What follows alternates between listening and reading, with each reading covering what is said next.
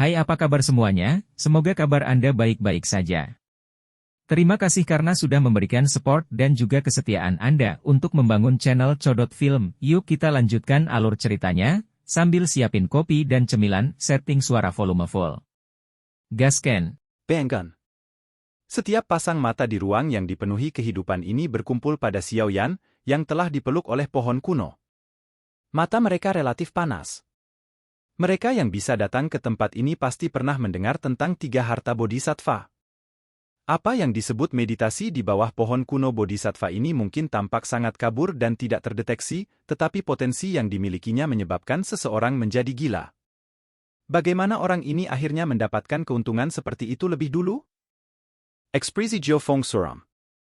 Bahkan dengan karakternya, dia tidak bisa mengendalikan kecemburuan yang memenuhi perutnya. Dia lebih suka manfaat besar ini diberikan kepada siapapun kecuali seseorang yang tidak dia sukai. Senyuman hangat, yang biasanya tergantung di wajah Hun Yu di samping, berkurang secara signifikan sementara ekspresi Jiu Feng suram. Jari-jarinya terus bergesekan. Jelas, emosi di hatinya tidak setenang saat dia muncul di permukaan. Tidak ada yang bisa tetap tenang jika bisa mendapatkan potensi sebesar itu. Seandainya saya tahu sebelumnya, saya akan memanggil para ahli dari klan menggunakan token giok spasial di luar. Pada saat ini, Hun Yu merasakan bentuk penyesalan di dalam hatinya. Jika dia tidak khawatir bahwa para ahli dari klan Gu akan campur tangan, dia akan menghancurkan token giok spasial dan memanggil para ahli dari klan Hun untuk membunuh Xiao Yan saat dia keluar dari gelombang binatang. Karena Xiao Yan bersama klan Gu, Hun Yu tidak bisa menyerangnya dengan paksa. Bagaimanapun, Hun Yu mengerti bahwa orang-orang dari klan Gu ini juga memiliki token giok spasial untuk memanggil ahli klan mereka. Jika mereka akhirnya terjerat satu sama lain di luar pohon, mereka hanya akan menguntungkan yang lain. Hanya pada saat inilah Hun Yu merasakan penyesalan di dalam hatinya, tapi sudah terlambat. Ruang di tempat ini adalah alam ciptaan. Tidak mungkin untuk riak spasial dibuat di sini, jadi dia tidak bisa memanggil ahli dari klan Hun. Mata Hun Yu berkedip. Dia tiba-tiba menatap Jiu Feng. Keduanya saling melirik. Mereka mampu mendeteksi rasa dingin yang gelap di mata pihak lain, dan dagu mereka dengan lembut condong ke arah yang tidak terlihat oleh orang lain. Bang! Hun Yu dan Jiu Feng tiba-tiba bergerak setelah dagu mereka diturunkan. Mereka berubah menjadi 2 garis hitam dan muncul di bawah pohon kuno bodhisattva dengan kecepatan sedemikian rupa sehingga tidak ada yang bisa bereaksi. Keduanya mengedarkan douki di tubuh mereka saat mereka dengan kejam menyerang Xiao Yan, yang telah dipeluk oleh pohon. Dari kelihatannya, mereka berencana membangunkan Xiao Yan dengan paksa dari tidurnya. Hun Yu, berani yakemu. Kelompok Sun Er mendeteksi tujuan mereka saat kedua sosok itu melesat. Ekspresi mereka berubah drastis.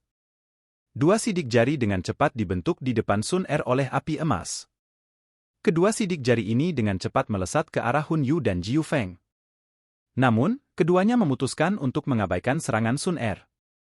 Douki yang menakutkan hadir di tangan mereka saat mereka dengan kejam membanting ke arah pohon kuno bodhisattva. Bang! Suara teredam terdengar ketika angin palem yang ganas mendarat di pohon kuno bodhisattva. Sebelum senyuman bisa muncul di wajah Hun Yu dan Jiu Feng, mereka tiba-tiba merasakan kekuatan yang sangat menakutkan melonjak dari tempat di mana telapak tangan mereka mendarat. Grug! Shok dengan cepat melonjak ke mata Hun Yu dan Jiu Feng karena kekuatan pembalasan yang menakutkan ini. Mereka tidak punya waktu untuk menghindar sebelum kekuatan mengerikan itu tanpa rasa takut menyerang tubuh mereka. Semua pertahanan douki mereka runtuh saat keduanya terbang mundur seperti layang-layang dengan tali yang dipotong. Mereka memuntahkan seteguk darah saat tubuh mereka membentuk busur di udara. Semua orang yang hadir dikejutkan saat melihat Hun Yu dan Jiu Feng dikalahkan dalam sekejap.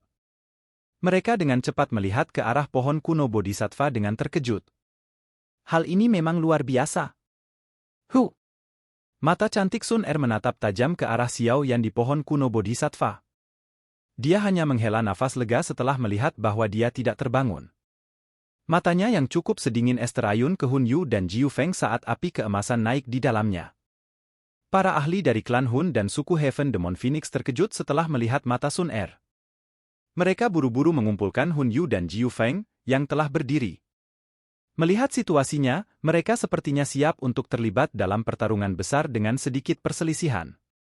Xun Er yang Ganzem Bruno. Gu Qing yang menghentikan Sun Er. Matanya menatap kelompok Hun Yu dengan cara yang tidak ramah. Klan Hun dan suku Heaven Demon Phoenix jelas bekerja sama.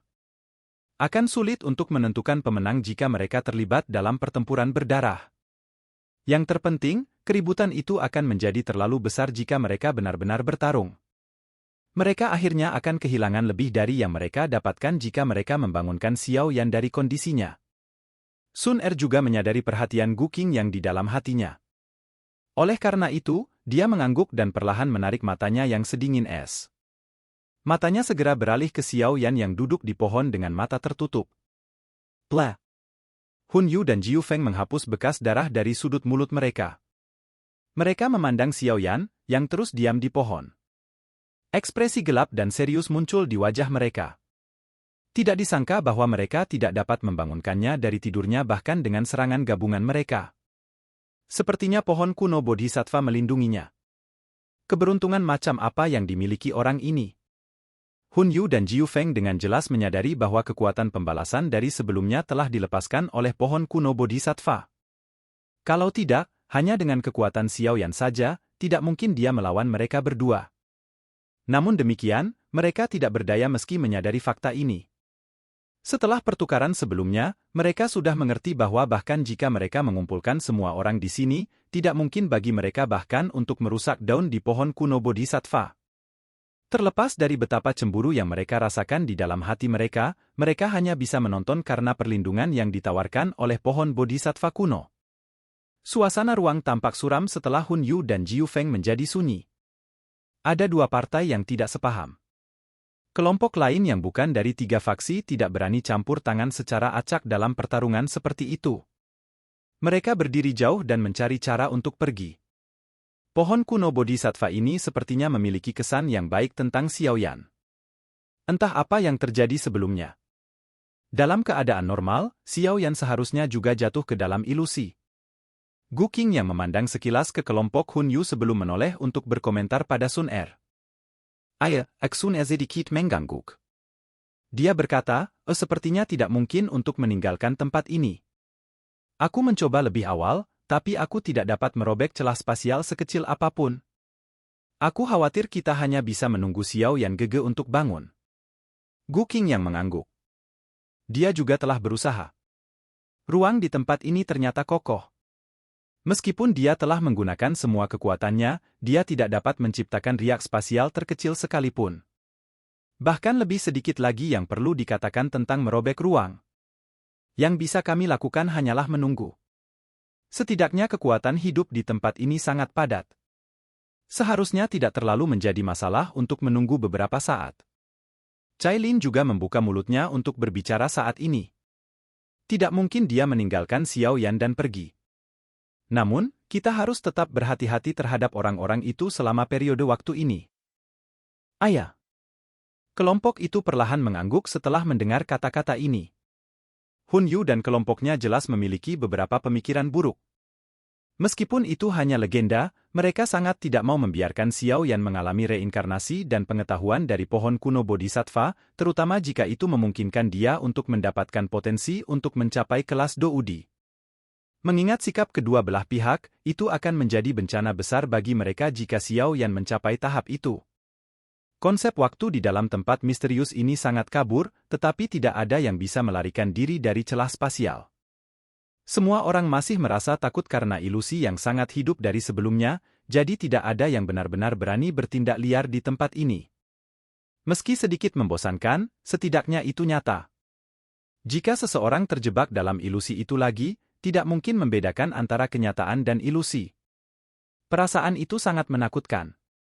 Seiring waktu terus mengalir, setiap orang secara bertahap mulai memasuki kondisi pelatihan mereka. Energi di tempat ini dipenuhi dengan kekuatan hidup yang hebat. Itu adalah suplemen yang bisa menyehatkan siapapun. Terlebih lagi, jika seseorang menggunakan energi ini untuk menyembuhkan luka-lukanya, ia bahkan dapat menyingkirkan luka yang tersembunyi di dalam tubuh seseorang. Oleh karena itu, semua orang mulai memasuki kondisi pelatihan sambil menunggu. Semuanya mendapat manfaat selama periode waktu ini.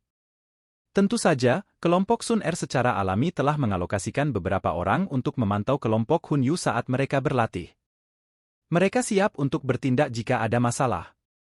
Untungnya, setelah mengalami kekuatan pembalasan, Hun Yu dan Jiu Feng mengerti bahwa setiap tindakan gila tidak berguna. Karenanya, mereka tidak menyerang secara diam-diam selama periode waktu ini. Sekitar 1 bulan berlalu perlahan di tempat ini di tengah pelatihan yang membosankan ini.